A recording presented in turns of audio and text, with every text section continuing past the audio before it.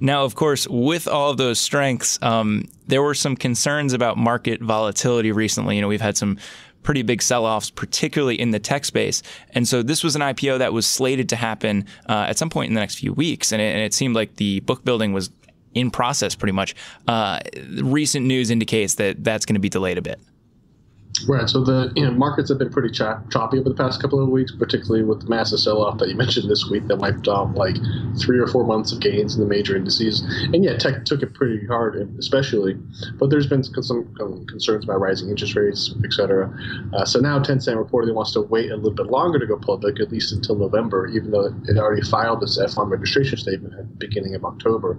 It was previously expected to do a roadshow as early as next week and then go public by the end of the month. But if you think about it makes sense because this was going to be one of the biggest IPOs of 2018, valuing the company at somewhere between $25 and $30 billion. And that's a pretty huge valuation, especially for a Chinese company going public in the U.S.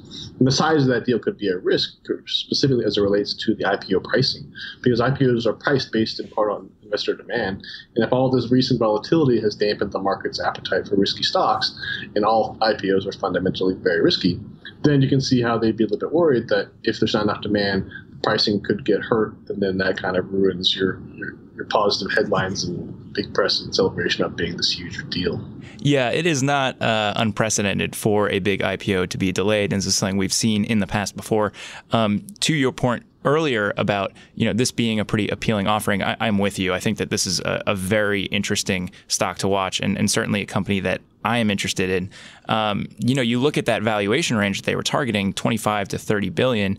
That puts them at something in the neighborhood of 10 times sales, give or take. If they continue on the run rate that they've been on the first half of 2018, and they're already profitable, the path to long-term profitability, the path to them kind of being a successful, sustainable business is already there. It's not something that you have to bet on, and it seems like there's still a lot of growth built into this business. Yeah, I'm definitely interested. I'm not sure what I'm going to do quite yet, but I mean, it actually makes me very curious about Twitch. Amazon bought Twitch several years ago for like $1 billion, and before they really had a lot of these monetization strategies in place. So I'm very curious of how big the Twitch business has grown for Amazon, but Amazon doesn't really disclose anything about Twitch. And when you see the success of Tencent Music, which, as we've mentioned, is kind of this hybrid model between Twitch and Spotify, with the vast majority of the money coming from the live streaming side, it makes you wonder about how the Twitch business is going for Amazon too.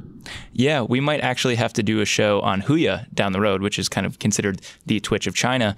That is a comp for Twitch and maybe a little bit of an insight into what's going on the books there. I guess that will be our next blank of China show, Evan.